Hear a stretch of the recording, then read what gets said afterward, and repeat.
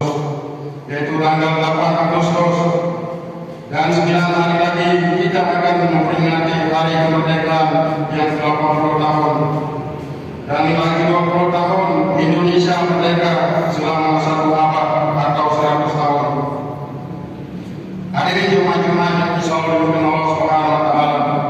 Proklamasi kemerdekaan 17 Agustus 1945 yang bertepatan dengan tanggal 9 Ramadan 1363 Hijriah merupakan puncak kemenangan para pejuang kemerdekaan bangsa Indonesia yang dijajah selama 3,5 abad atau lebih kurang 350 tahun. Hal ini tidaklah berlebihan karena deretan para pejuang kemerdekaan Indonesia adalah para pemimpin Islam yang umumnya adalah para ulama, pengasuh-pengasuh pesantren seperti Sultan Agung Tungku Umar, Sultan Agung Tirtayasa, Pangeran Diponegoro Gonggol, sampai penanggung generasi Kiai Haji Hasyim Asy'ari dan Kiai Haji Ahmad Dahlan dan Kiai Wahid Hasan Asqalani dan lain-lain sebagainya. Hadirin jemaah Jumat yang disalamkan Allah Subhanahu wa taala, bahwa sejak dulu umat Islam adalah umat yang sangat anti penjajahan dan sangat merindukan perdamaian. Umat Islam adalah sangat anti, umat Islam adalah merindukan kedamaian. Umat Islam adalah sangat anti penindasan, perbudakan, tindakan diskriminasi, karena agama Islam telah menjiwai semangat Al-Quran, akan selalu bergerak di hatinya memperjuangkan perdamaian dan memberantas penjajahan. Dan pemimpin Islam telah menyadari sedalam-dalamnya bahwa penjajahan akan membawa kehinaan dan kesengsaraan. Sesuai dengan Al-Quran yang saya bacakan di awal tadi, qala innal maruda, dan berkata sesungguhnya raja-raja bisa tahadul qaryata afsaduha, apabila musuhi suatu negeri niscaya mereka membinasakannya. Wa ja'alu aizzata ahliha azila, dan menjadikan penutup mulia menjadi hina. Wa kadzalika yaf'alun, dan demikian pula yang akan mereka lakukan. Hadirin jemaah Jumat insyaallah dimuliakan Allah Subhanahu wa taala, bahwa ayat tadi telah menggambarkan bahwa setiap manusia atau penjajahan datang di suatu negeri pasti membawa kerusakan dan membawa kehinaan.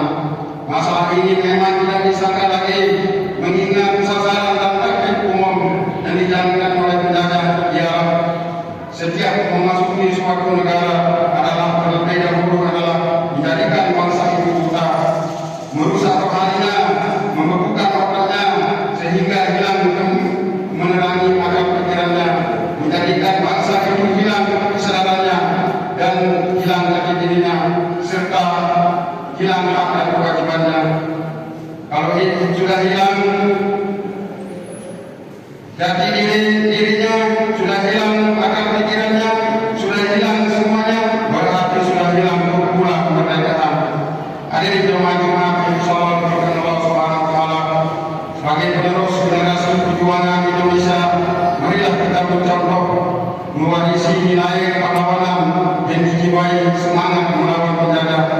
Dalam hal ini umat Islam di Indonesia pada khususnya dapat meneladani para pejuang terdahulu kita semenjak zaman Nabi, zaman sahabat dan zaman tabi'in dan seterusnya hingga sekarang ini.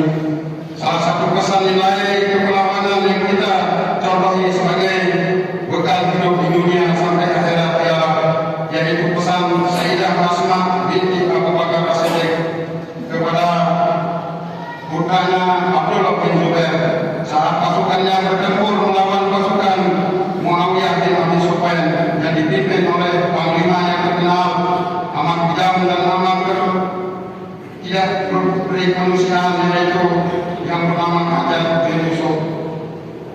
Suatu kota Mekah, Ahmad bin Yusuf suatu menyerang kota Mekah, tepatnya di Masjidil Haram. Dikisahkan dalam sejarah saat pertempuran pasukan Abdullah bin Zubair yang menjadi pemerintah Mekah saat itu adalah melawan serangan pasukan Hajjaj bin Yusuf yang membawa pasukan yang banyak, dan dengan persenjataan yang lengkap, sehingga pasukan kota Mekah yang dipimpin oleh anak Sayyidah Asma binti Abu Bakar As-Siddiq yang bernama Abdullah bin Zubair adalah kewalahan dan merasa resah, dan banyak rakyat Mekah yang menjadi korban dari kekejaman Hajar bin Yusuf. Di saat kritis dan tidak berdaya, Sayyidah Asma binti Abu Bakar As-Siddiq mendorong dan membisikkan anaknya dengan kata jangan mundur sampai titik darah penghabisan, hidup atau mati. Setelah mendengar bisikan ibunya, Abdullah bin Zubair bersemangat sehingga pasukan Hajar banyak yang mati, dan Sayyidah Asma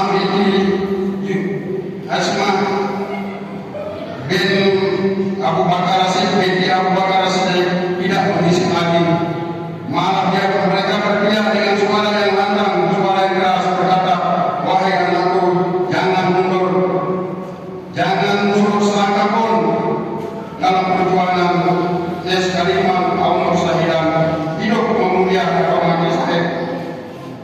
Inilah pesan seorang ibu yang mulia, yang amat bijaksana dan sangat mengandung hikmah, lebih-lebih dalam memberikan dorongan kepada anak dan generasi muda umumnya agar mencapai sukses dalam hidupnya, yaitu mencapai hidup mulia atau mati syahid dalam melaksanakan melawan penjajah demi kejayaan bangsa dan tanah air.